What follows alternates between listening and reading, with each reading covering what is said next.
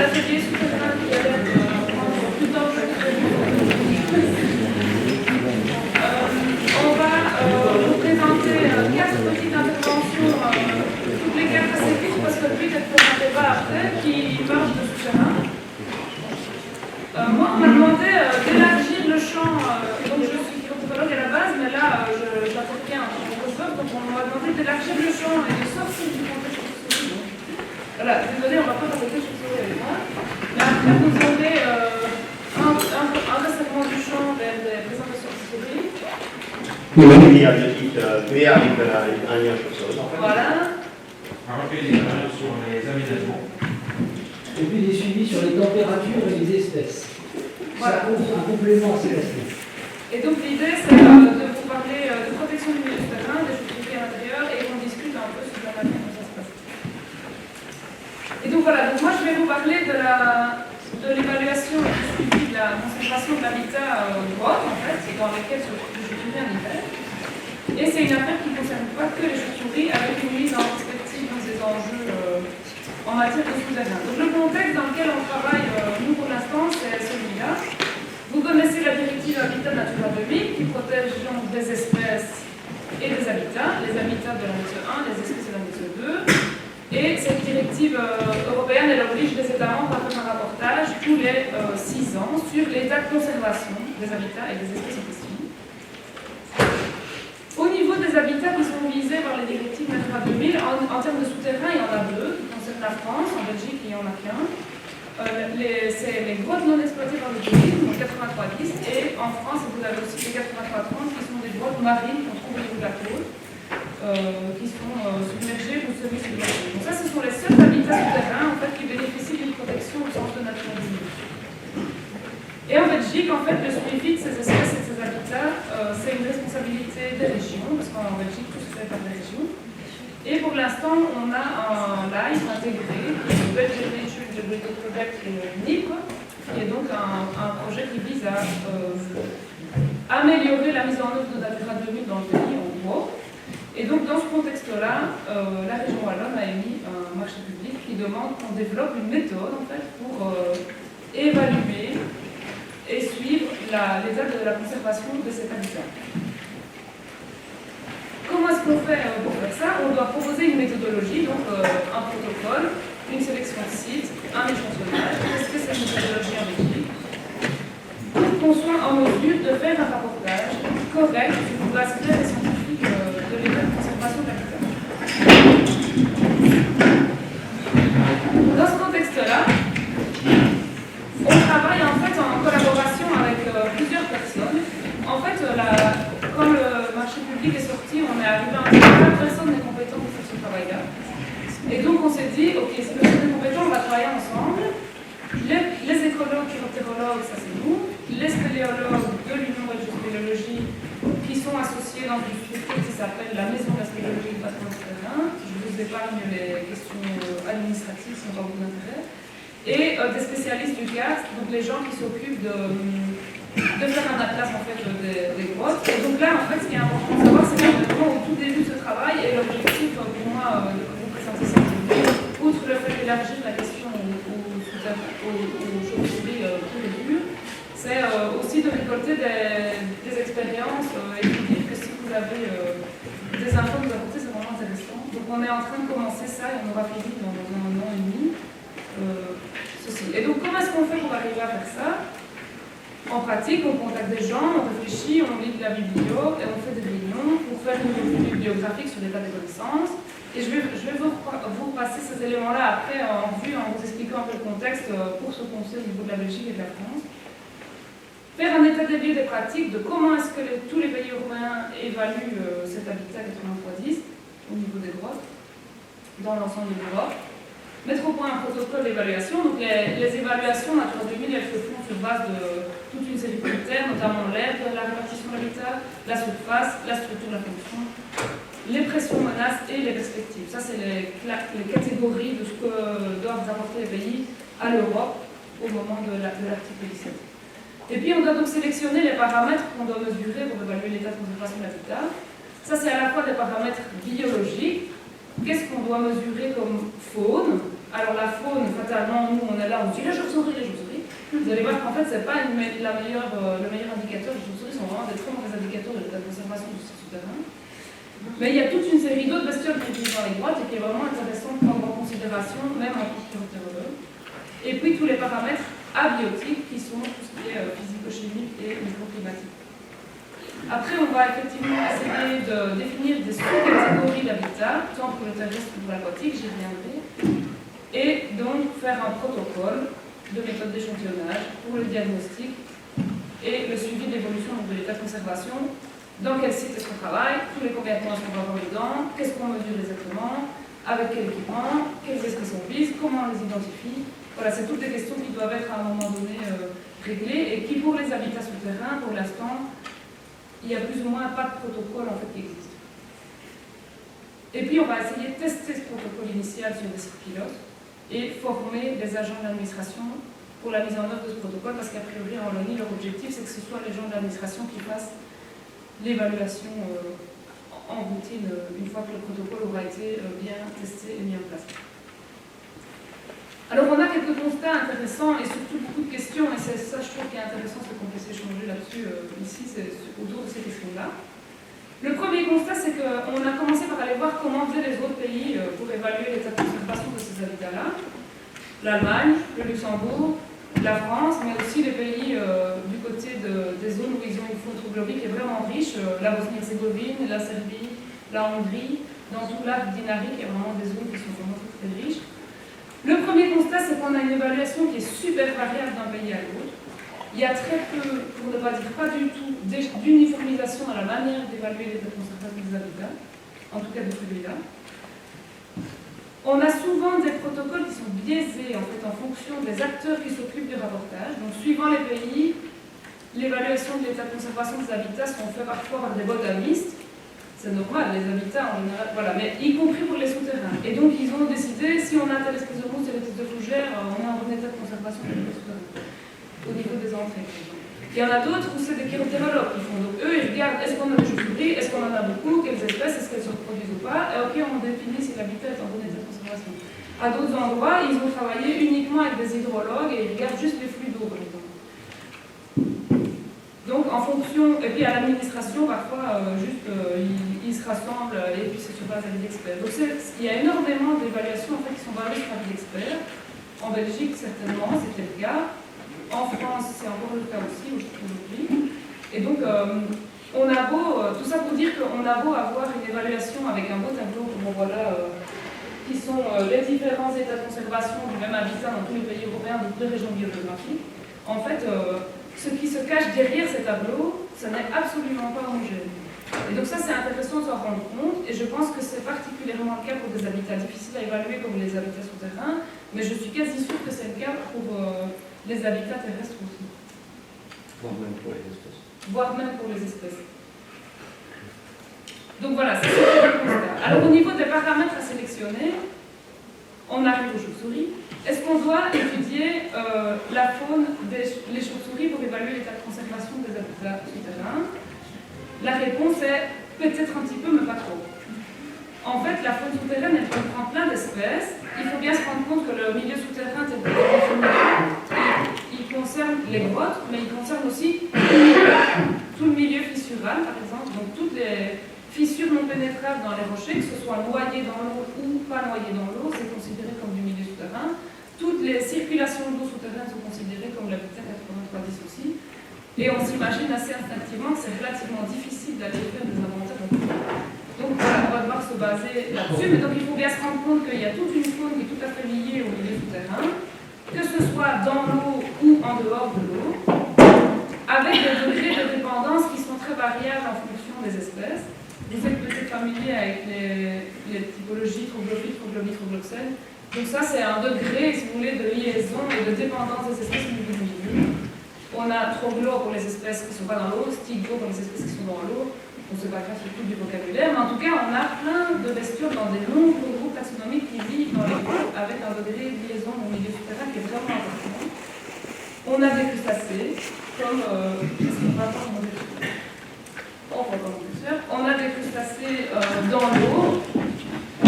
Voilà, comme les Niphargus. amphipodes, on a aussi des isopodes, c'est les mêmes, sauf qu'ils ne sont pas aplatis comme ça, ils sont aplatis comme ça, comme les glopodes qui vivent dans l'eau. On a des myriapodes, donc ça c'est tout ce qui est mille pattes, avec 2 paires de pattes ou une paire de pattes facilement. On a des colamboles. Il y a pas mal d'espèces de coléoptères qui sont vraiment tout à fait liées au milieu souterrain, dont des espèces qui sont vraiment endémiques des milieux souterrains dans pas mal de coins. On a des diptères, on a des trichoptères, des lépidoptères. Vous avez peut-être déjà rencontré dans vos aventures d'hiver, il y a plusieurs espèces de lépidoptères nocturnes qui hibernent en souterrain. Ça, c'est des espèces oroglossiennes qui vivent pas toute l'année dans les souterrains. Des gastéropodes, donc des limaces, des escargots. Je ne sais pas si vous êtes familier de tous ces mots-là, donc j'essaie de traduire. Des copépodes, des ostracodes, ça c'est des microbactéries qui vivent dans l'eau. Des archéognates, comme on voit là au-dessus, c'est tout ce qui est épices, poissons d'argent. Ça c'est vraiment des espèces qui sont tout à fait caractéristiques en fait. Et aussi des chiroptères, des amphibiens, des reptiles qui peuvent vivre sous terre.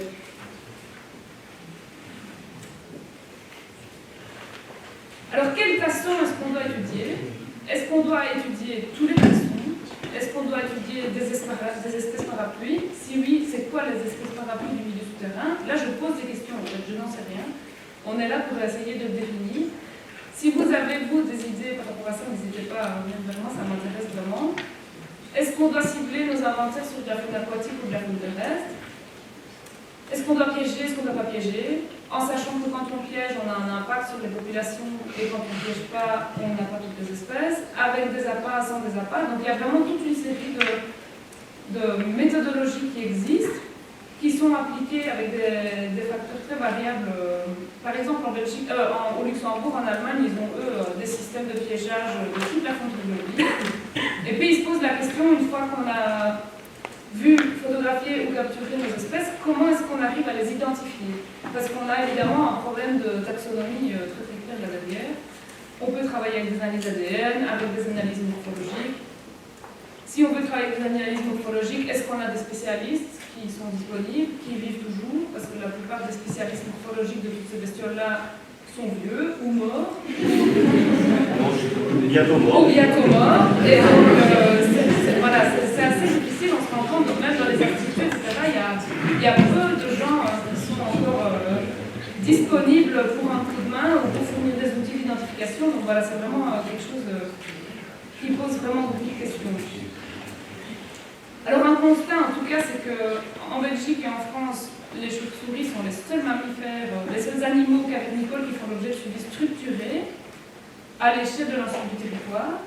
Et donc, assez vite, c'est tentant en fait de s'appuyer fort sur les chauves-souris pour identifier la qualité d'habitat.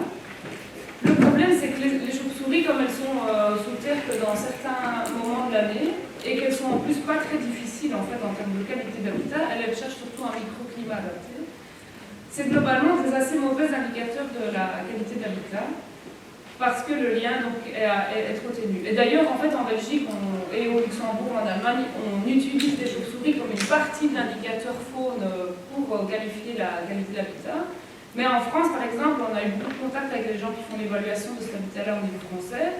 Eux, ils ont décidé de virer le volant complètement dans l'autre sens et de dire les chauves-souris font l'objet de plein d'attention, donc on a décidé de les exclure complètement de la prise en compte. Voilà, ils ne prennent pas en compte du tout les populations de chauves-souris dans l'évaluation de la qualité d'habitat. Ce qui, moi, me semble un peu extrémiste dans l'autre sens, de se dire ok, peut-être on met trop d'importance sur les chauves-souris, mais du coup, est-ce que pour ça on doit complètement les jeter de l'évaluation? Voilà, tout ça sont des questions qu'on ouvre ici. Voilà, jusqu'où est-ce qu'on doit les prendre en compte et comment est-ce qu'on doit les prendre en compte? Mais voilà, nous, en tout cas, vraisemblablement, au niveau belge, on doit travailler sur les deux tableaux, les chauves-souris en partie, la faune, le reste de la faune une autre partie. Et on doit encore définir exactement quoi et comment. Et puis, on va aussi effectivement essayer de travailler avec des mesures abiotiques.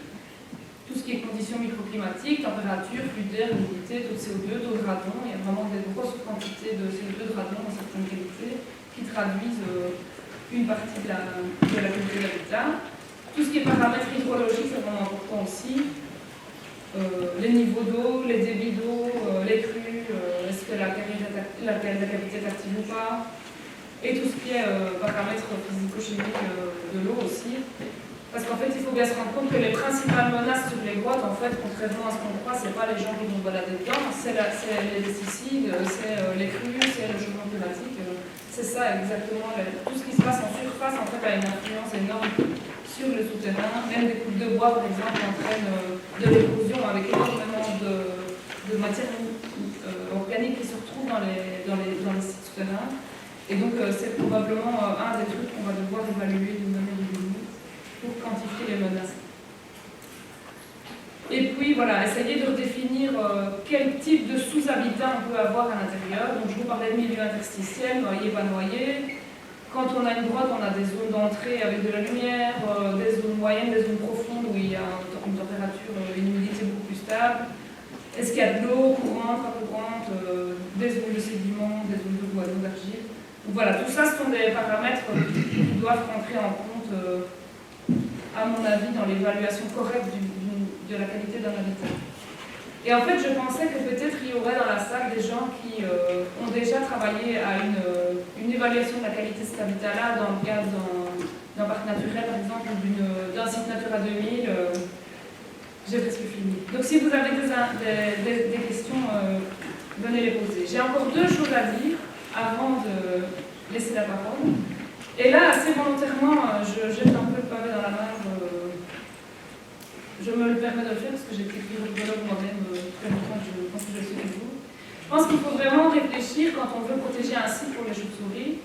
Il faut vraiment changer nos lunettes de chiroptérologue et attraper un prisme multifacette pour penser à tous les autres impacts de la fermeture sur tout le reste du milieu.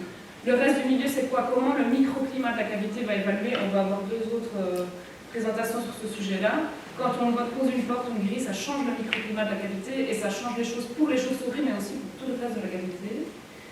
Il faut penser à l'impact sur le reste de la faune, en termes d'accès, en termes de ressources trophiques. Ressources trophiques, ça veut dire, si par exemple, à cause de votre fermeture, il y a plein de feuilles qui tombent dans le site, ça change la disponibilité des ressources alimentaires pour les vaisseaux qui vivent dedans. Et donc, c'est quelque chose qu'il faut prendre en compte. Ou si au contraire, à cause de la grille, il n'y a plus jamais de bois mort qui rentre dans la cavité, ça change fortement les choses pour les bestioles qui sont à l'intérieur. Et pareil en termes de circulation d'eau. Et l'utilisateur l'accepte aussi pour les utilisateurs les autres utilisateurs des sites souterrains. On doit penser qu'on n'est pas les seuls à s'intéresser au souterrain, qu'il y a des spéléologues, qu'il y a des gens qui étudient des restes archéologiques, anthropologiques, des gens qui ont juste envie d'aller voir. Et je pense que c'est un peu égoïste de se dire je veux protéger les chauves-souris et donc je ferme mon site toute l'année et proute les autres, ils vont bien les chier. Une discussion donc, avec les spéléologues, je crois, et les autres acteurs des souterrains est tout à fait possible et je pense que ça vaut vraiment la peine d'investir dessus. Et dernier slide. Lors de nos inventaires de chauves-souris en souterrain, on doit être attentif aux autres éléments qui constituent les sites. Il y a, je viens de vous dire, des restes historiques, archéologiques, anthropologiques. Ça veut dire qu'on doit faire attention à ne pas dégrader ces éléments-là quand on est nous-mêmes à l'intérieur. On doit respecter tout ce qui est compression, richesse minéralogique, et souvent, on dégrade des choses sans s'en rendre compte, parce qu'on ne fait pas attention, on met les pieds, les mains, la tête, on casse des choses, on salit des choses, et donc c'est vraiment important de respecter les balisages, de se faire encadrer avec des gens qui ont l'habitude de faire ça. Et il faut aussi respecter, s'il y a moyen, la faune agricole. Ça veut dire s'il y a moyen de ne pas marcher dans l'eau, c'est bien. S'il y a moyen de ne pas piétiner le bois-mort, c'est bien, parce que le bois-mort, c'est vraiment une ressource trophique importante pour pas mal d'espèces.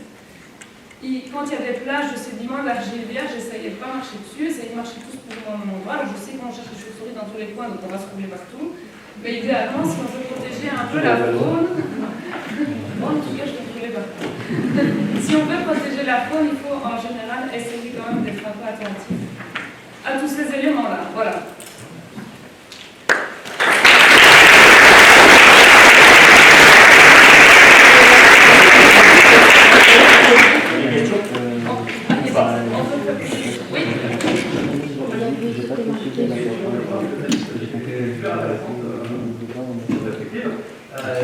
Une remarque, c'est que si il n'est pas là aujourd'hui, je ne sais pas vu à Bourg, mais Vincent Piquet, qui était moins dans le monde avec les bactériologie maintenant, mais qui était pas mal à l'époque, bosse sur la malacologie et il s'est vraiment spécialisé sur les escargots et les limaces. des milieux souterrains, et il connaît très bien le monde des chauves-souris aussi.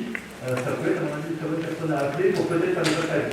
Elle s'appelle comment la personne? Vincent Trier, mais je te le redonnerai après. Et tout est là.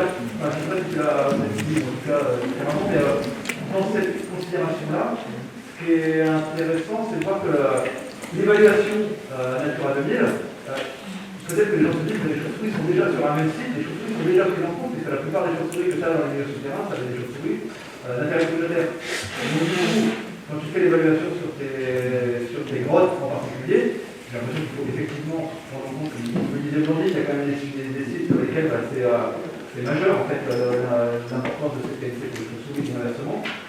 Mais malgré tout, quand tu vas faire ton évaluation de ton site, des espèces, elles vont de toute façon être évaluées, mais que tu parles pas du milieu souterrain.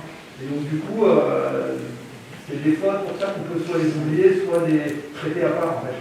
Mais j'aurais l'impression que, en tout cas, je pense qu'il faut effectivement bien se poser des questions sur les autres groupes qui, à mon avis, sont plus faciles.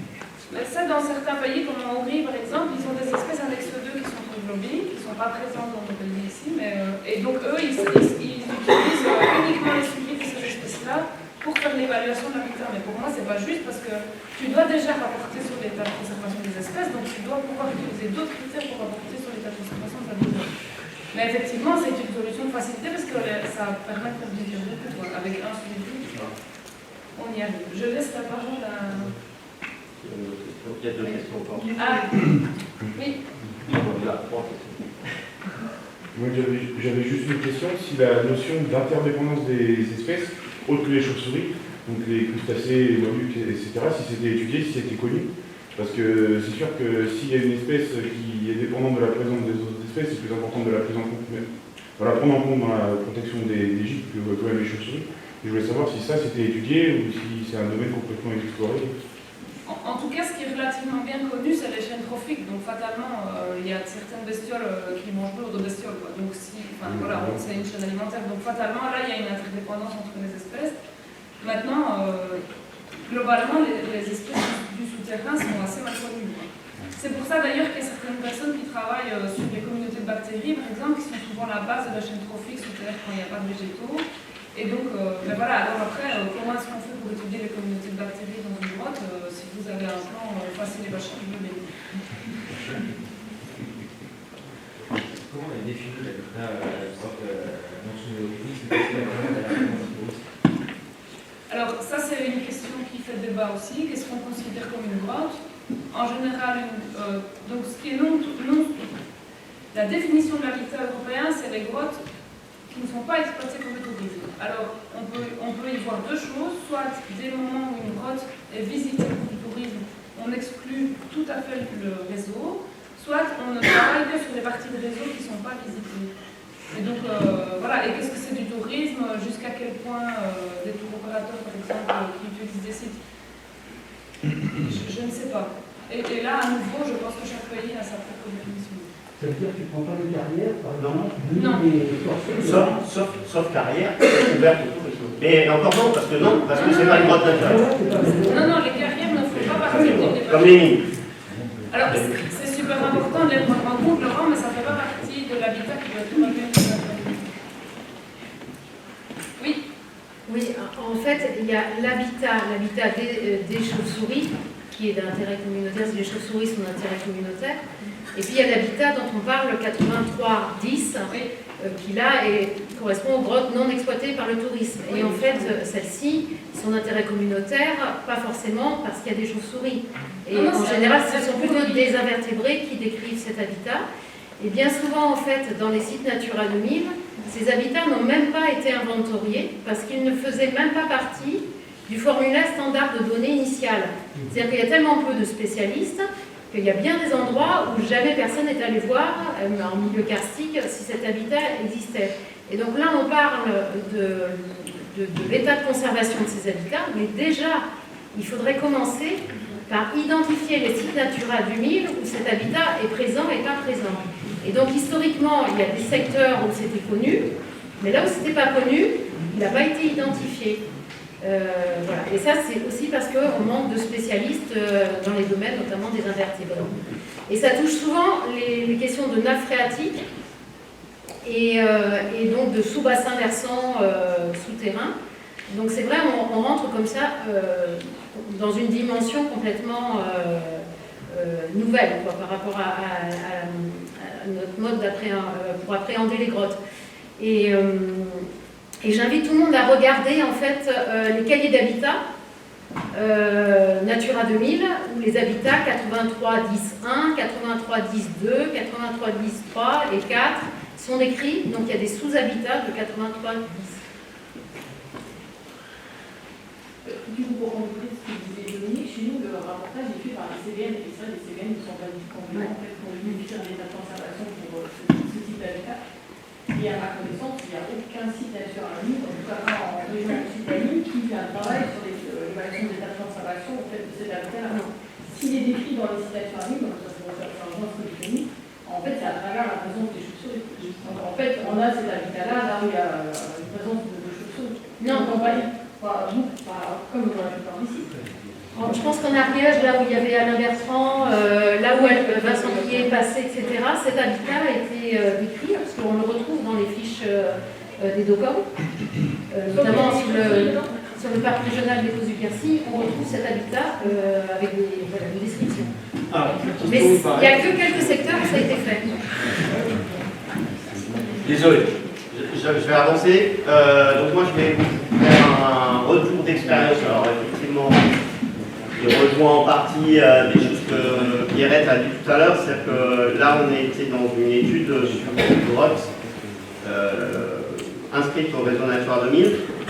Donc le contexte, l'étude était financée par la VRA Occitanie, Nathalie Lamande et Dolastag, qui est le financeur.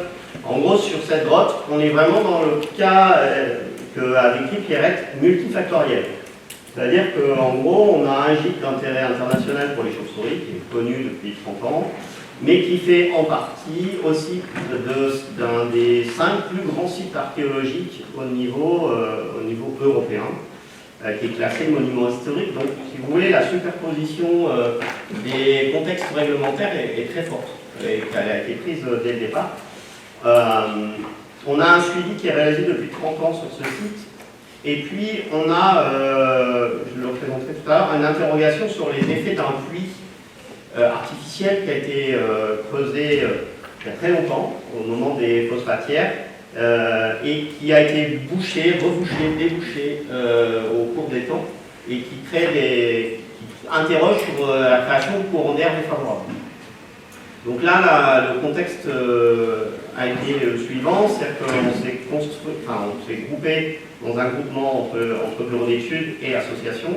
Donc là, Ecosphère que je représente, Chiroptera qui est représenté par Boris Vaillat qui ne pouvait pas être présent aujourd'hui, et l'ANA avec Thomas Kuipers qui était un peu la personne qui connaissait bien le site et qui ne peut pas non plus être présent aujourd'hui parce qu'il est Covidé. Donc malheureusement, il est resté chez lui.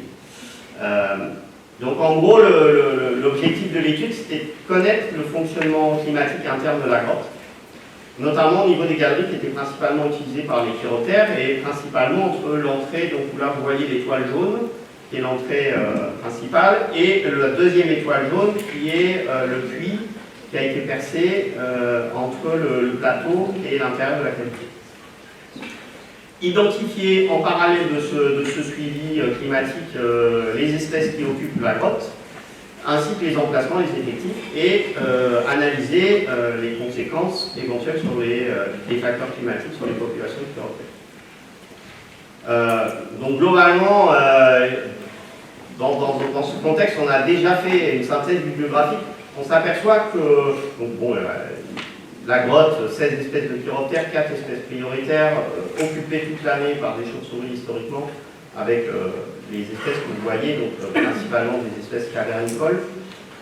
Après, sur la synthèse bibliographique, sur les données de température, et les thermopréférendums que l'on cite généralement, c'est vrai que sur ces espèces, ou sur un certain nombre d'espèces, on a relativement peu de documentation.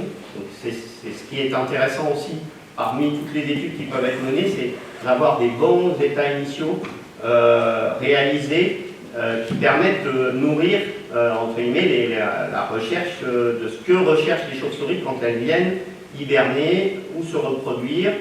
Alors là, je parle de température. La température, on a à peu près des données, en tout cas européennes. Quand on parle de l'hygrométrie, alors là, c'est encore plus, il y a encore moins de données. Et souvent, c'est hygrométrie saturée. C'est-à-dire, en gros, on ne sait pas vraiment ce que recherchent réellement les chauves-souris. L'info sur ce site, donc vous voyez les courbes d'effectifs de rhinolophes hivernant dans la grotte d'Aden, donc en progression. Les minioptères avec un sentiment de yo-yo relativement important, mais malgré tout avec des effectifs pouvant monter en hibernation à plus de 30 000 individus. Mais complexe parce qu'on a un site très proche, enfin, relativement proche, qui peut jouer de vase communicant entre guillemets entre ce site-là et l'autre site. Et puis il y a un dernier élément qui n'est pas mentionné là, c'est que c'est une grotte qui a fait partie du live Chiroptère Grand Sud, qui a été protégée. Donc en gros, il y a eu une grille, donc il y a eu un arrêt plus ou moins important de la fréquentation, même si elle reste présente, en lien avec les autres intérêts de la qualité, notamment archéologique. Donc ce qu'on a fait, donc un suivi des populations avec 17 passages sur un cycle annuel. Donc en gros 9 espèces observées, les 4 espèces sont toujours présentes, qui représentent des effectifs relativement importants. Donc Minioptère de Chavert, 18 000 individus présents. Aujourd'hui sur une population qui est estimée à moins de 100 000 en France, vous voyez tout de suite l'importance de la qualité. En été, présence aussi d'une colonie de reproduction de minioptères, ce qui est assez rare en fin de compte des sites où on a l'espèce qui accomplit et l'hivernage et la reproduction. Et puis on a aussi des rhinolophes oriales présents en hiver et aussi en été. Alors je vais aller vite, mais vous voyez que par exemple la colonie de l'hivernage se situe justement dans la galerie centrale qui est située entre l'entrée et le puits. Et puis en gros elle se promène en fonction des saisons. Et le rhinolophe orial est se met très au fond, donc après le puits, et ensuite ne vient principalement dans l'entrée que pendant la période de reproduction. Donc en gros, voilà, la confirmation, c'est que l'intérêt du site restait important, 350 individus devant un rhinolophe, 200, une colonie de grands murins associée au minioptère, mais globalement les enjeux sont en grande majorité dans la galerie principale durant l'hiver, et le printemps et l'été, en gros, ça navigue entre cette galerie principale et la salle du carreau. La salle du carreau, c'est la salle qui est située après le puits. Donc en parallèle de ça, on a fait des suivis des conditions abiotiques. L'objectif, donc, c'était de voir comment les températures et l'hygrométrie pouvaient varier. Relevé en continu, un relevé par heure de la température, l'hygrométrie et aussi des courants d'air.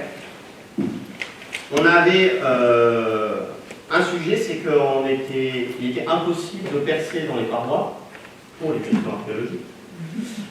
Donc automatiquement, il a fallu inventer un système avec des mâts télescopiques pour installer les mâts au centre de la galerie centrale, à différentes hauteurs pour essayer de voir si on avait une stratigraphie de la température entre 3 mètres et 6 mètres. Et surtout s'assurer que les mâts ne basculent pas, parce qu'effectivement, il ne fallait absolument pas qu'ils touchent les parois, sous réserve de problèmes avec la vrac. On a posé en parallèle, donc on a posé 10 enregistreurs en 5 points, donc 5 mâts, avec 2 enregistreurs par mât, 4 mâts installés entre l'entrée et le puits, un mât installé sous le puits et un mât installé après le puits. Bien entendu, sonde, hygromètre et température à l'entrée et au puits à l'extérieur. Et 4 sondes thermiques qu'on a situées après le puits pour voir si on avait des différences. Je vous fais court. Globalement, vous voyez le matériel. Vous l'aurez de toute façon dans la présentation. Chaque matériel a ses limites de résolution, de précision.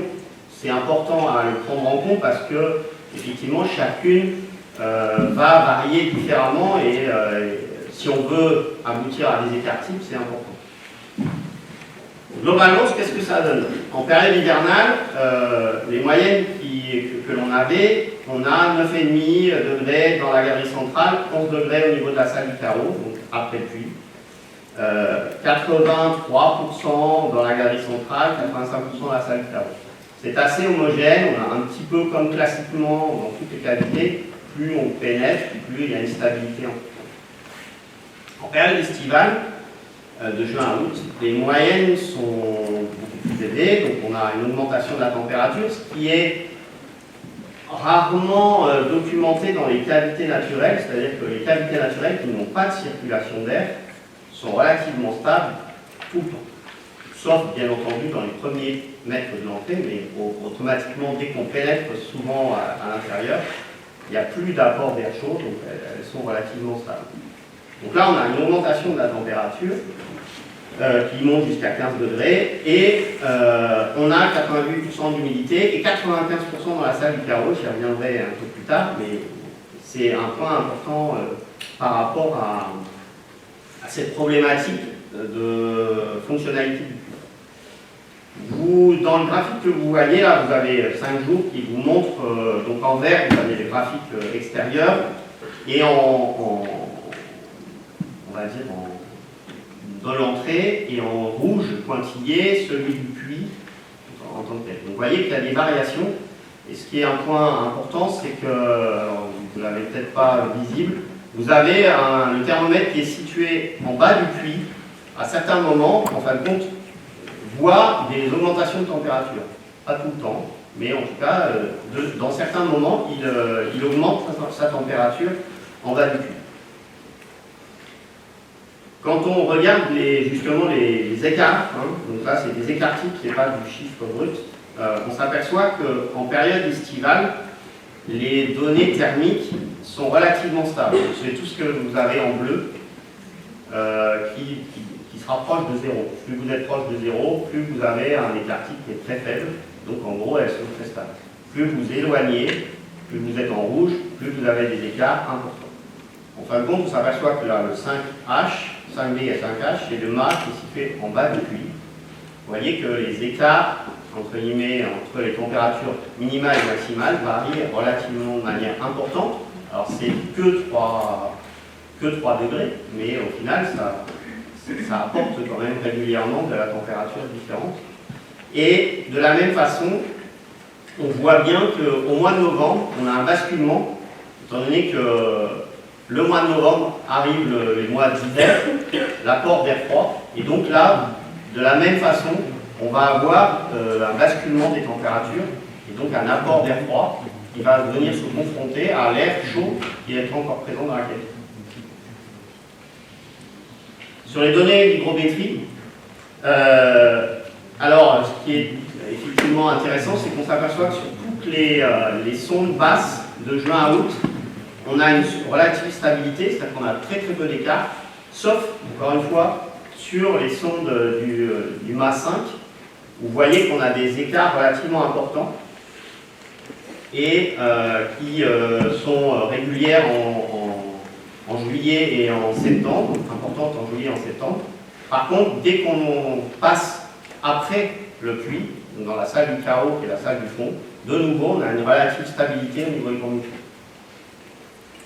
De la même façon, à partir du mois de décembre, de nouveau on a des écarts importants au niveau hygrométrique. Si on regarde un graphique qui a été fait là, on voit la moustache sur le mois de juillet, vous voyez bien que le vert et le marron, ça représente les températures extérieures avec le médian et puis les maximums.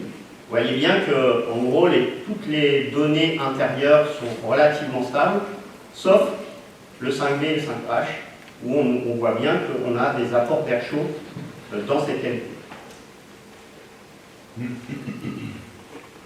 J'accélère sur la partie mesure stratigraphique entre les sondes qu'on a mesurées à 1,50 m et les sondes, enfin 3 mètres, et les sondes qu'on mesurait à 6 mètres.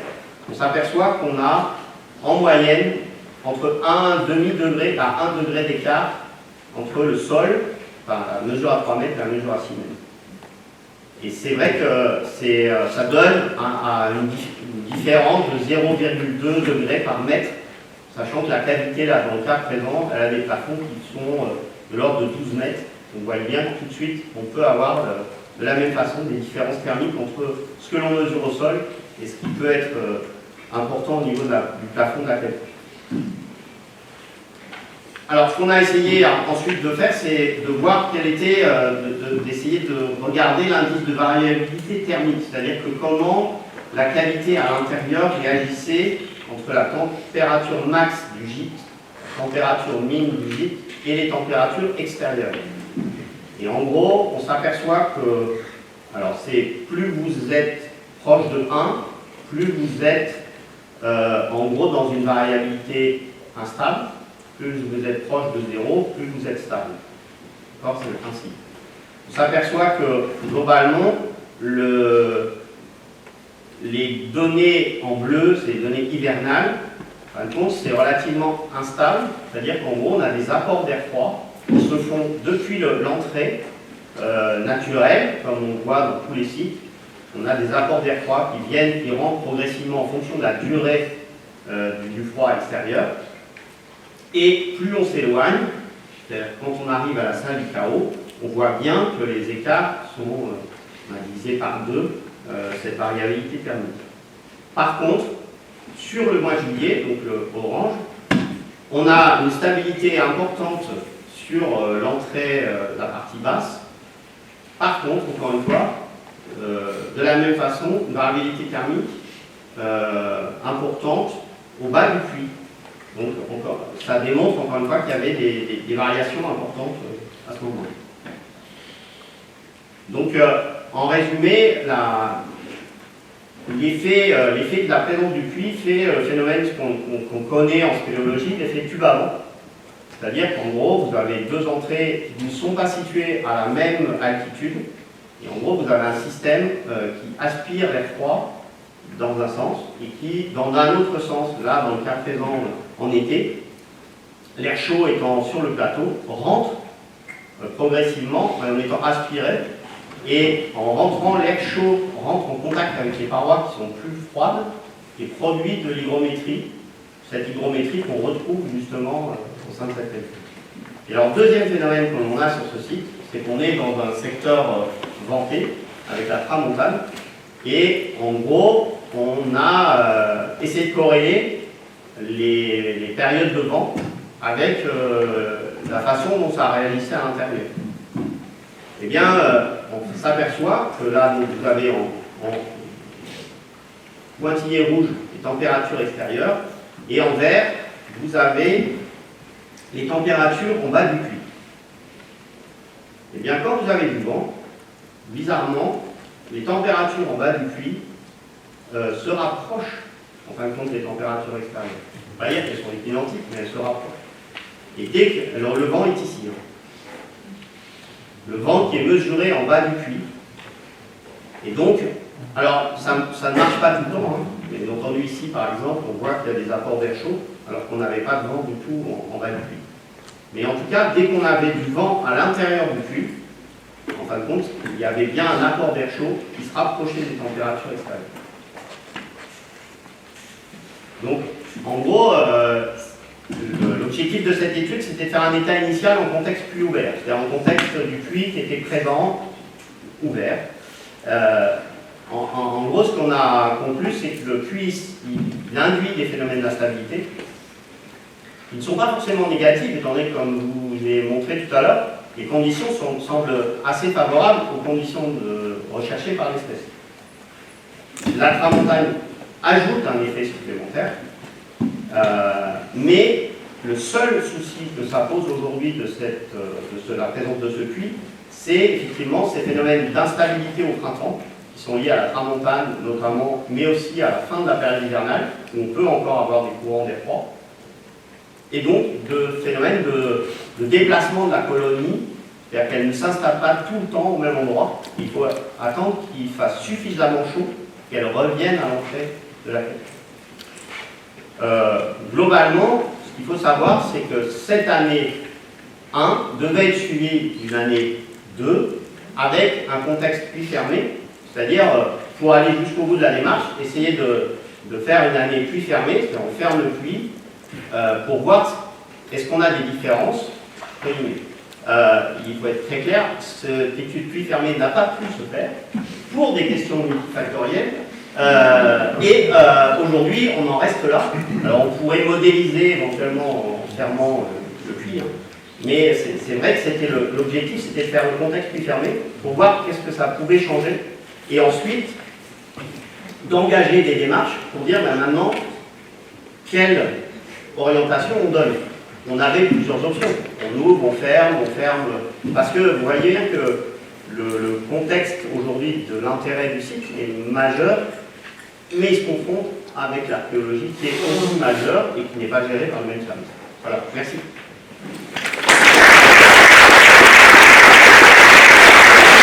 Sur le matériel, en fait, Oui. tu parlais tout à l'heure de l'hygrométrie, en fait, qui était souvent à saturation. Oui. Moi, personnellement, la dernière que j'ai fait, dans des grottes très humides, j'ai jamais réussi à aller toujours effectivement à saturation, donc j'ai une question là-dessus. Et aussi une autre question sur qu'est-ce que tu penses, je sais que tu t'es renseigné sur les thermomètres avec prise de mesure à distance. J'ai déjà vu Oui. ça au fond des plateaux, par exemple. Est-ce que c'est du matériel fiable ou pas? Alors, je vais répondre déjà à la deuxième. Sur le thermomètre laser à distance, c'est du matériel fiable avec toute la limite de, comment dirais-je, de la précision et de la résolution que ça apporte. Donc, en gros, il ne faut pas s'attendre à du suivi fin. Par contre, si tu es au degré près, ça va. Sachant qu'après, il y a un phénomène quand même qui est inhérent, c'est qu'on produit de la chaleur. Enfin, bon, voilà. Sur l'hygrométrie, c'est clairement une question de matériel. Effectivement, là, les kestrels, qui sont du matériel, on va dire, à but militaire américain, c'est-à-dire que c'est fait pour des tireurs longue distance pour tirer sur des cibles. On atteint les 100%. Par contre, on est relativement précis dans l'hygrométrie et on a vraiment cette variation. C'est vrai qu'avec des matériels qui sont peut-être un poil moins chers, souvent, on arrive souvent à saturation. Et ce qui pose problème quand on arrive à saturation, c'est qu'ensuite il sature. C'est-à-dire qu'en gros, il ne veut plus redescendre. Et là, pour l'instant, en tout cas, ce matériel-là, il est efficient. Voilà. Il ne vaut pas le même prix. C'est pas non plus des tarifs très chers, hein, c'est 400 €, mais ça n'empêche que c'est pas le même prix. On peut mettre en place sur plusieurs sites, un réseau de sites, voilà, et puis après, il y a un autre sujet qui est super important, c'est tous ces sujets hygrométriques, il ne faut pas qu'ils chauves-souris. C'est-à-dire qu'en gros, il ne faut pas que vous l'installiez là où les chauves-souris peuvent venir faire pipi dessus, par exemple, parce que là, sinon, ça vous flingue l'hygrométrie. C'est arrêtable. Donc, en gros, il faut que ça soit. Vous êtes sûr que, en gros, c'est à des endroits où vous n'avez aucun risque que les chauves-souris viennent s'agglutiner autour. Vas-y, Laurent. Ça va aller beaucoup mieux. Bon, eh bien, vous avez eu le temps de voir la petite phrase sur les aménagements. Donc là, vous allez découvrir les aménagements réalisés dans le Cher. C'est là sur un suivi sur du très long terme. On prend de l'âge, donc c'est des suivis qui durent depuis 30 ans. Alors, déjà, je voudrais juste, par rapport aux aménagements, c'est vrai que plus on aménage, moins le milieu est mystérieux. Je trouve qu'au bout d'un moment, on conquérise la nature. Et puis après, la seconde question que je poserais, c'est qui a le droit de garder les clés du site et de la nature? Et si j'avais commencé à faire de la chiroptérologie aujourd'hui, j'aurais peut-être choisi un autre sujet, à ne pouvoir rentrer nulle part. Alors, qu'en dit la chauve-souris? Alors, déjà, la première question qu'on s'est posée, alors ça, pour ceux qui ont suivi une petite visio il y a une semaine, on a parlé des pancartes et de prévention à l'entrée des sites. Fallait-il les mettre, ne fallait-il pas les mettre? Faut-il mettre un panneau avant l'entrée en mettant derrière ces grilles, vous avez des chauves-souris, n'y allez surtout pas, ça vous donne envie. Ou faut-il mettre des pancartes dissuasives sans parler de chauves-souris, ou mettre des pancartes une fois que la grille a été franchie?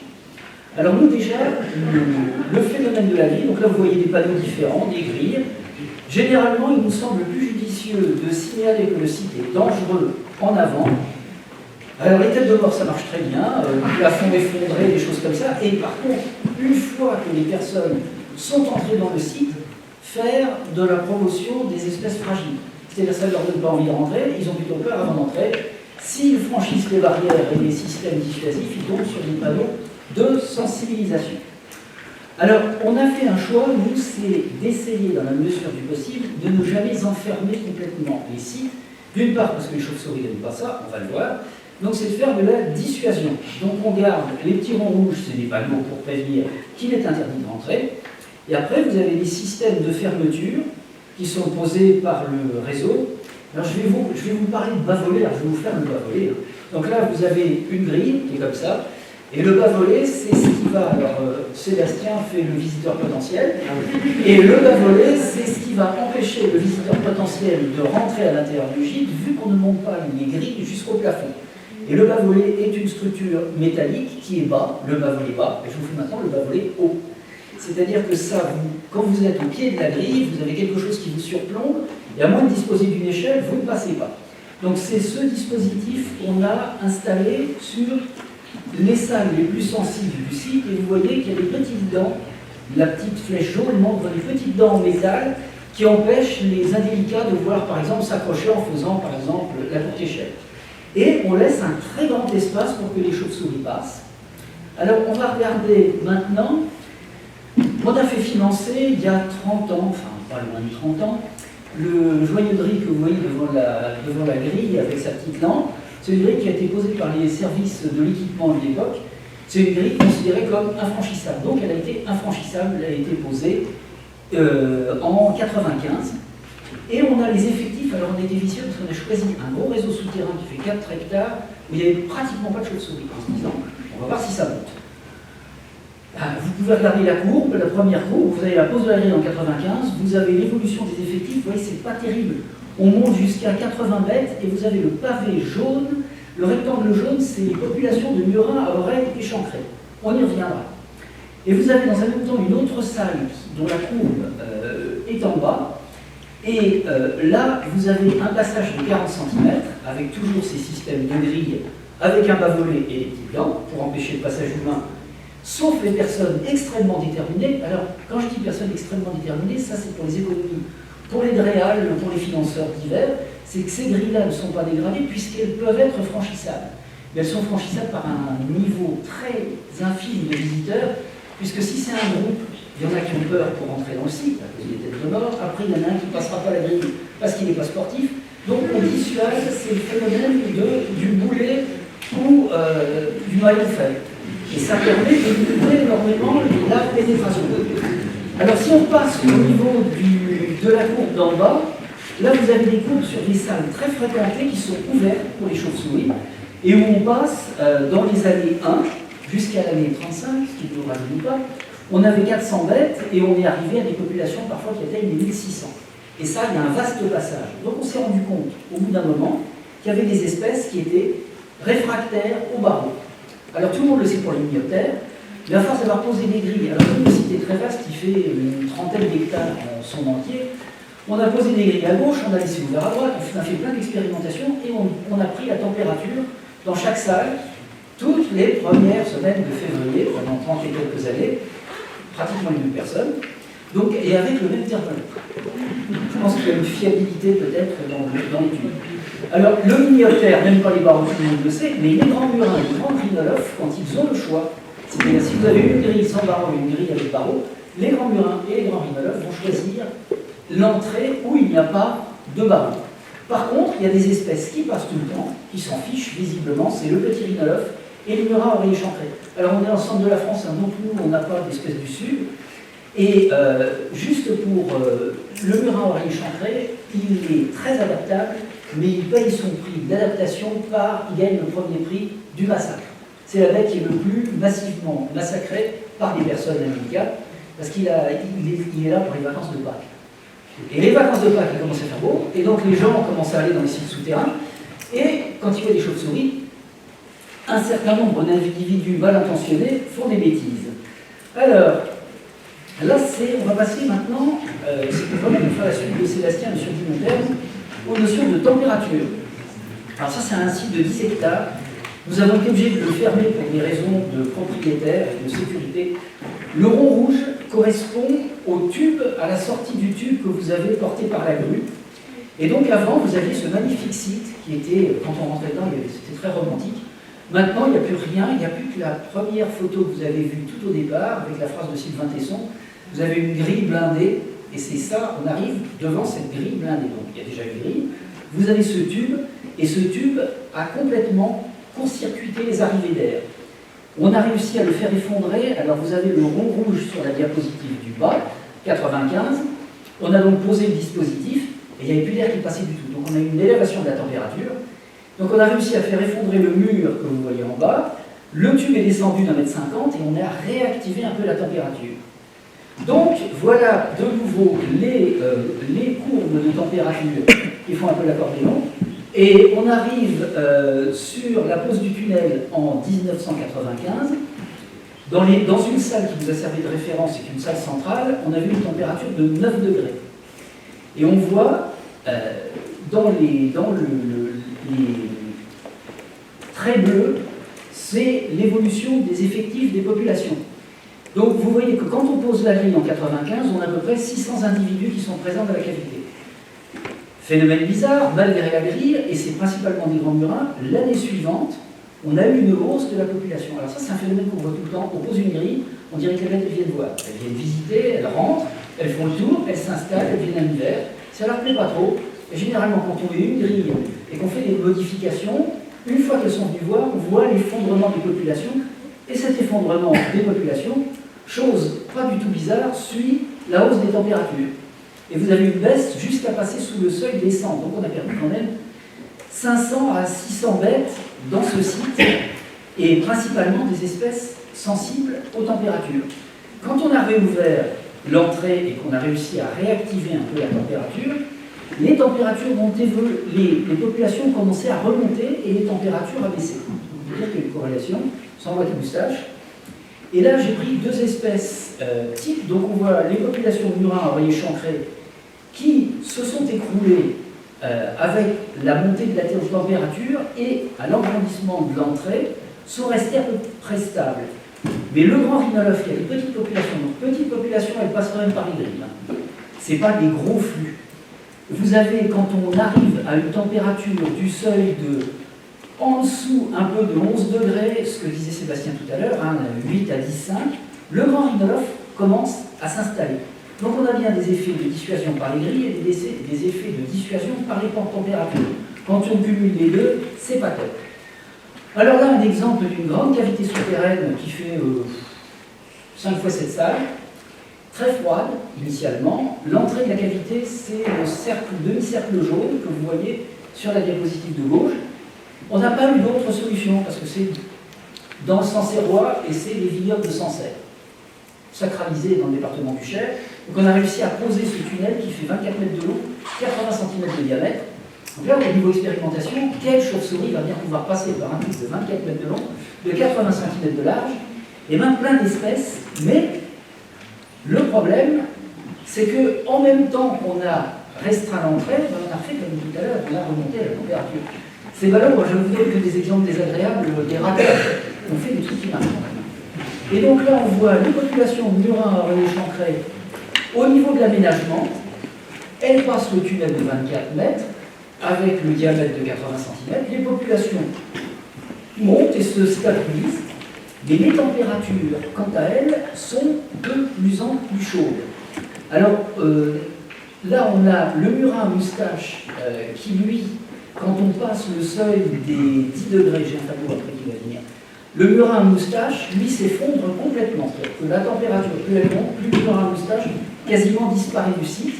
Et les grands murins font à peu près la même chose, et on les retrouve tous dans une cavité qui a 1 km, et qui, elle, est vraiment accessible.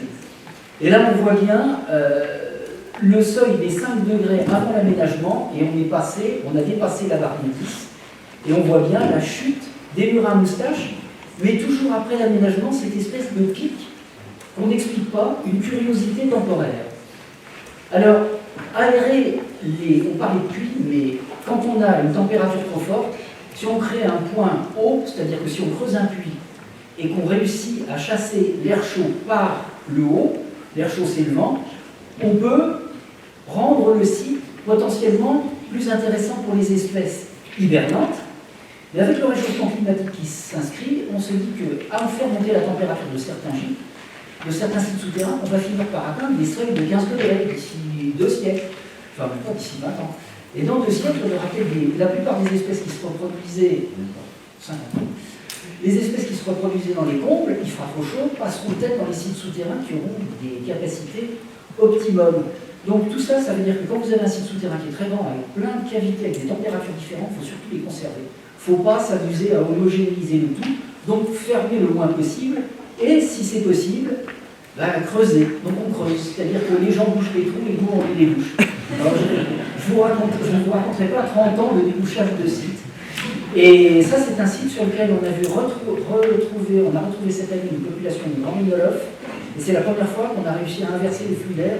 Et maintenant, il y a une entrée qui fait 4 mètres carrés à peu près, et qui draine le froid. Et les grands rhinolophes sont revenus, la population avait disparu depuis 2 ans. Dans les sites souterrains, il faut nettoyer. Alors, vous nettoyez les sites souterrains. Alors, bon, le bois, c'est qu'on l'appelle, vous pouvez le laisser. Ça brûle, ça dégage, c'est le vent. Mais surtout, vous dégagez les pneus et toutes les matières combustibles en plastique. Alors, on a des sites qui ont été entièrement pollués avec des tas de 300-400 pneus. Ce sont des décharges publiques. Un petit truc sur la prédation. On a des sites où il y a la prédation de chats. Alors, nous, on aime bien toutes les bêtes, donc on met juste des choses très désagréables aux pattes des chats pour les pelotes. Mais on évite le piège à fauve ou des choses comme ça, parce qu'on n'aime pas. Et on trouve des populations qui se font régulièrement esquinter. Alors, il n'y a pas que les chats. Ça, c'est un site souterrain qui est protégé par une simple grosse barrière qui résiste au treuil des 4x4. Parce que les gens faisaient du 4x4. Nous, c'est des grands parties, mais nos carrières souterraines. Les spéléos sont assez désespérés dans la région centre. Et là, vous avez les massacres qu'on trouve année après année, donc sur 35 ans. Et 1, ça veut dire une bête morte, 20, c'est 20 morts, 15, c'est 15 morts. Donc de temps en temps, il y a des gens qui franchissent cette barrière. Et toujours à Pâques, c'est là où on fait un tour vers le 1er mai pour avoir passé Pâques et voir la fréquentation. Alors la dernière diapositive est justement sur la fréquentation. Comment voir si vos sites souterrains sont visités ou pas visités. Alors il y a des systèmes très compliqués, il y a des tapis qui permettent de faire... les gens posent leurs pieds sur un tapis. Nous, on a trouvé un truc, alors je vous rappelle qu'on est toujours dans le Sancerrois, dans Cher. Donc, c'est qu'on prend des bouteilles. Alors, on les vide pas sur place, on peut prendre des bouteilles vides, vous les amenez et vous les mettez dans les galeries. Et il n'y a pas un être humain qui va fréquenter un site souterrain sans donner un grand coup de latte dans la bouteille. Sauf les qui vous pouvez le voir, c'est quelque chose à encore avoir. Et c'est notre système de vérification du dérangement qui fonctionne très très bien et que je vous recommande. Si vous avez des questions,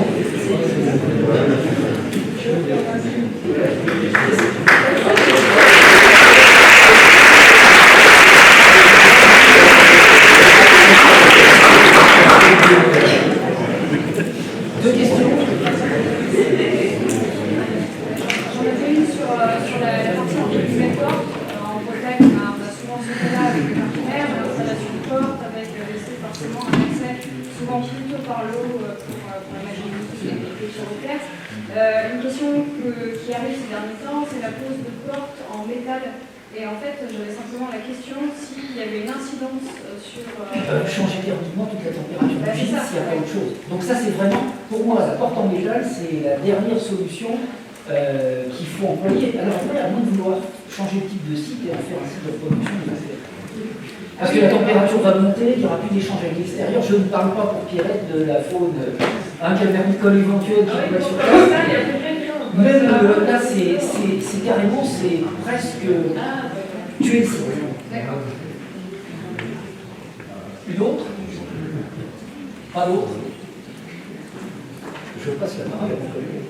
Et ben donc, moi je vais prendre la main, puis je vais finir de glisser après les questions de biodiversité au sens large, de thermique et avec l'introduction de Laurent sur les aménagements pour vous présenter un recueil sur les aménagements au milieu souterrain, en tout cas le lancement de la démarche.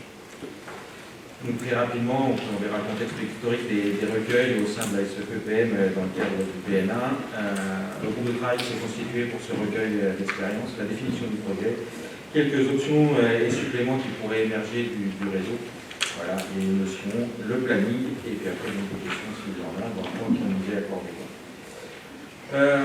Donc on est dans un contexte de PNA, du troisième PNA entre 2016 et 2025, et donc dans ce cadre-là, on a déjà produit au sein du réseau SEPPM de la CCM différents retours d'expérience.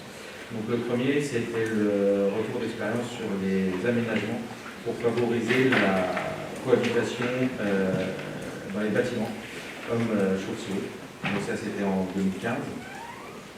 2 ans plus tard, via l'appui technique du GCP, il y a un catalogue descriptif des études de radiopistage sur les territoires en France, avec un tableau, des tableaux même un peu de métadonnées sur les différentes études de radiopistage. Voilà. Et 2 ans plus tard, donc, un nouveau recueil sur les aménagements cohabitation homme en milieu bâti, donc avec des nouveaux retours d'expérience et avec un petit développement aussi sur le plan climat. Donc voilà, tous les 2 ans, la production d'un recueil, voilà, qui sont disponibles soit sur le site du PNA ou via l'ONM, ou pour certains recueils où il pourrait y avoir des mesures qui pourraient être mal interprétées par les personnes qui ne sont pas chiroptérologues, qui sont demandées en direct à la SEPPM. Donc pour ce recueil sur les groupes, sur les aménagements en milieu souterrain, on est 3 personnes à travailler dessus. Donc il y a Vincent, il y a Laurent et il y a moi. Des points de vigilance importants sur les recueils d'expérience, puisque maintenant on est au 4e et puis à force de connaître le réseau, on voit quelques difficultés. Donc Laurent vous a parlé un peu du dérèglement climatique, donc il faut faire attention dans les retours d'expérience que les paramètres climatiques ne seront pas toujours les mêmes et que ce qu'on peut considérer dans une cavité, peut-être que dans 10 ans, ce ne sera plus du tout les mêmes enjeux et les mêmes problématiques. Donc il faut faire très attention à ce qu'on fait, et si on n'anticipe pas ces questions-là, je pense que ça va nous faire douloureux. Ensuite, dans les recueils d'expérience, il faut bancariser les réussites comme les échecs. C'est pas toujours facile d'un point de vue humain de dire j'ai merdé sur une cavité, j'ai mis une grille, elle n'a pas été acceptée. On l'a vu sur les problématiques de communautaire ou autres, c'est pas évident. Des fois, on a tendance même humainement à l'oublier tout seul, mais en fait, c'est des expériences qui sont à faire remonter et qui sont presque même plus importantes que les autres pour éviter que le reste du réseau refasse les mêmes erreurs. Et je sais si on a tendance à les répéter par manque de communication. Donc voilà, ce recueil, il faudra aussi faire remonter des erreurs d'aménagement. La définition du projet, donc on est vraiment parti sur une thématique de milieu souterrain. Donc qu'est-ce qu'un souterrain? C'est compliqué, mais c'est au moins un site souterrain qui a une partie souterraine. Donc en fonction des régions, des histoires d'exploitation de minerais, de bière ou autre, on peut avoir un blocos, mais derrière le blocos, il y a une cavité souterraine qui va s'étendre. Donc ça, on a une entrée type blocos, et on a bien une cavité derrière qui est souterraine. Donc tous les sites souterrains, tous les sites qui ont une partie souterraine sous terre peuvent intéresser ce recueil, que ce soit tout ou partie. Après, c'est un recueil où on espère avoir tout type de public et tout type de projet. On pense souvent aux projets associatifs de conservation et d'aménagement des qualités. Mais si jamais on arrive à avoir tout ce qui peut être de mesures, c'est un rêve un peu pieux chez moi, mais des mesures qu'on peut avoir dans les dérogations, dans des mesures d'évitement de réduction ou de compensation qui alimenteraient aussi notre réseau, et je sais si malheureusement il y en a, ça peut être tout à fait intéressant. Voilà. Donc ça peut être aussi des contrats Natura 2000 qu'on peut poser sur des cavités, etc. Donc derrière l'aménagement des sites souterrains, il y a plusieurs idées qui sont possibles.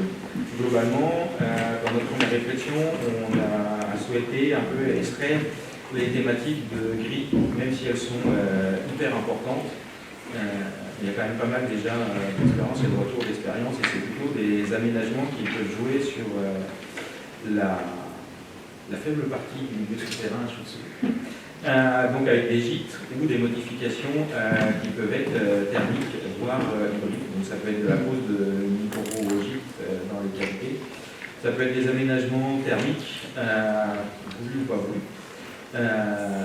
Donc ils peuvent être à l'entrée des sites souterrains pour limiter les flux d'air par rapport à ce qu'on souhaite avoir, un contexte aussi de gîte tout autour et un contexte de population sur place.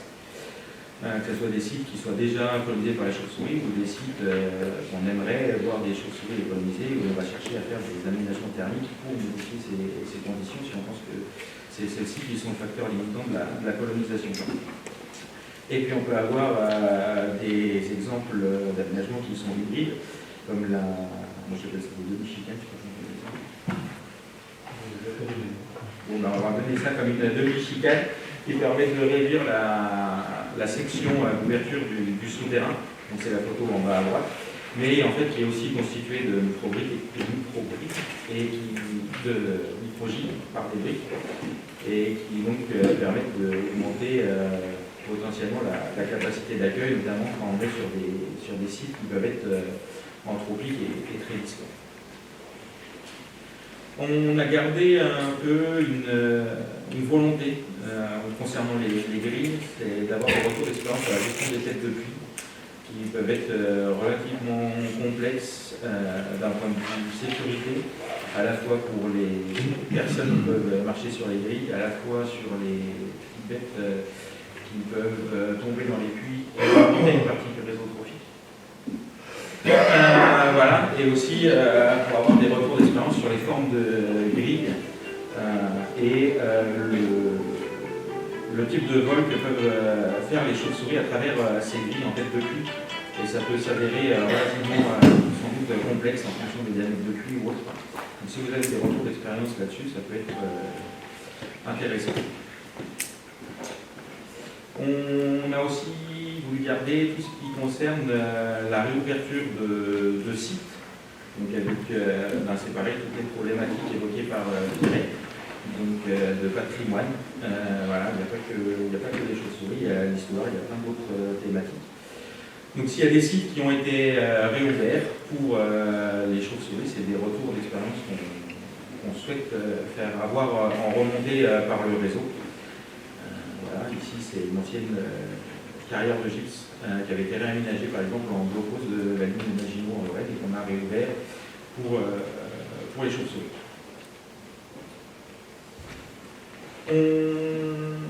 Les barrières physiques, on ne les traite pas trop en termes, on ne souhaite pas forcément avoir des retours d'expérience sur les grilles. On pourrait avoir des retours d'expérience sur les périmètres grillagés ou sur aussi des modifications de flux d'eau à l'entrée des sites pour créer des zones d'inondation qui permettent d'éviter ou de limiter la pénétration des personnes dans le souterrain. Donc réaliser des petites marques qui permettent de limiter l'accès aux gens qui n'ont pas de code. Ça, c'est des options et suppléments qu'on souhaite avoir dans le retour d'expérience du réseau. Et on ne sait pas si on les développera en fonction du nombre de retours qu'on aura. Et on pourrait aussi, en fonction, faire une partie du recueil sur la création de sites souterrains pour les chauves-souris. Donc on a, je pense, on avait fait un petit exposé il y a aux dernières rencontres qui ont été nationales en présentiel sur les souterrains artificiels vraiment créés pour les chauves-souris. Je crois qu'on en a des dizaines à l'époque qui étaient en été. Je pense qu'aujourd'hui il y en a quand même un petit peu plus. Et ça, c'est des choses qu'on pourrait publier dans le recueil s'il reste un petit peu de place. Donc il y aura un tri qui se fera en fonction de ce qui remontera. Je pense que vous avez saisi un petit peu les différentes volontés du groupe de travail pour faire ce recueil. On a créé un formulaire avec différentes notions pour que vous puissiez rentrer vos données d'observation sur les aménagements que vous avez fait.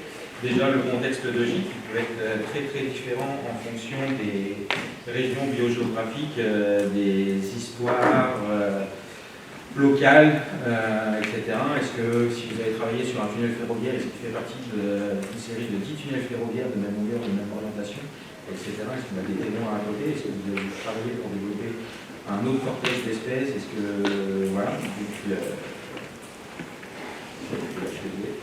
Voilà. Des contextes de population aussi pour présenter le site, dans quel type de secteur, quelle population on peut avoir à proximité. Présentation du site physiquement si possible avec des logs ou des photos. Présentation de l'historique de ce site, depuis quand il a été créé. On n'a pas forcément que des grottes qui sont là depuis des millions d'années. On a des systèmes souterrains qui sont relativement récents, qui ont été creusés par l'homme. On en a qui sont plus ou moins anciens, qui sont en centaines d'années. Ça peut être important dans l'évolution qu'on va avoir après en termes de chauve-souris. Et puis donc tous les autres paramètres qu'ils peuvent avoir sur ce site, notamment les paramètres de protection initiale, foncière ou autre, présentation des partenaires techniques en fonction des thématiques. Et puis donc un volet sur votre aménagement. Donc dans le questionnaire, il y a vraiment des photos qui peuvent être envoyées et puis des documents. Et donc on souhaite aussi avoir le bilan de la personne ressource sur ce type d'aménagement. Le planning est le suivant. Donc, le formulaire a été envoyé à la coordination chiroptère nationale début mars par le secrétaire. Il a gentiment été transféré par Sébastien sur la liste chauve-souris pour élargir le réseau.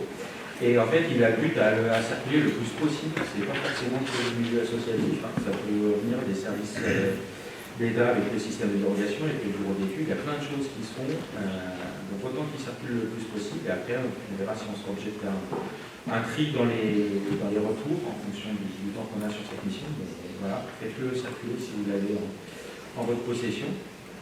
On attend un retour pour le mois de juin. D'ici, grosso modo, le mois d'août, on validera un petit peu en fonction des fiches retour, les grandes thématiques et puis les fiches qui seront retenues dans ce recueil d'expérience. Et puis, une sortie espérée au mois de décembre. Voilà. Donc, ça sera l'avant-dernier recueil d'expérience dans ce cadre de ce plan national d'action, et il y aura un autre recueil qui devrait sortir également en 2025, et on ne connaît pas encore pour l'instant la thématique souterraine.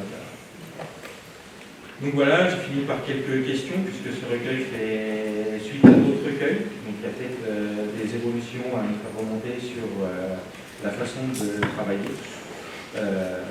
Voilà, sur ce que vous avez ressenti par rapport à ces autres recueils initiaux. Et puis il y a déjà des retours d'expérience comme vous voulez évoquer ici. Malheureusement, je crois que c'est la dernière question, on va la zapper. Non, hein. Deux questions? Deux questions rapides.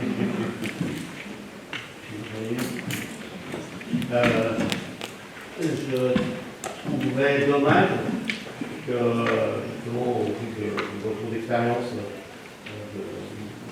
de Laurent sur la problématique des grilles, sur les populations de chauves-souris, l'effet que ça peut en avoir, je trouverais dommage d'évacuer cette grille-là, parce que la problématique majeure est la même que pour la réplica. C'est-à-dire qu'en gros, aujourd'hui, quand on parle de protection de sites souterrains, ligne, c'est gris. J'enlève les questions porte, pas porte, machin, mais voilà, c'est gris. Et or, aujourd'hui, la vraie question derrière, c'est est-ce que l'outil gris est le meilleur outil eu égard aux résultats que tu as présenté, Laurent, que d'autres ont eu? J'enlève le million, parce que je pense que le million, maintenant, les gens sont un peu au courant, mais pour pas qu'on se retrouve, effectivement, comme dit Laurent, dans 10 ans, avec de la... Alors, c'est peut-être, tu diras, ça sera du travail, on déconstruira les grilles qu'on a posées. Mais voilà, c'est poser vraiment le sujet. Voilà. Ouais. Après, c'est pas ça. Je dis pas. Je pense que ça mériterait presque un retour d'expérience en plus si on veut le sujet. Voilà, je pense qu'il y a aussi peut-être pas mal d'infos, alors moins poussées que moins actuelles que ce que fait Laurent, les pense pas. Et pourtant, je pense qu'au niveau français, il y a quand même, je pense, maintenant, une vingtaine d'années de retour d'expérience dans différentes régions qui pourraient poser la question de est-ce que ça a eu un effet positif, négatif. Le but, c'est pas dire uniquement négatif, mais juste placer le contexte. Parce que moi, je vois certaines choses qui sont sorties, on dit c'est pas grave, les chauves-souris sont allées à côté. Voilà. Hein. Pas grave, les chauves-souris ont été à côté. Oui, quand à côté, ça existe. Mais quand à côté, ça n'existe plus, et que quand à côté, tu vas avoir une augmentation des températures, non, on n'aura plus à côté. Mais on est d'accord sur cette notion-là. Donc c'est juste effectivement pour. Après, je te rejoins dans le fait que peut-être que ça vaudrait tout d'un seul.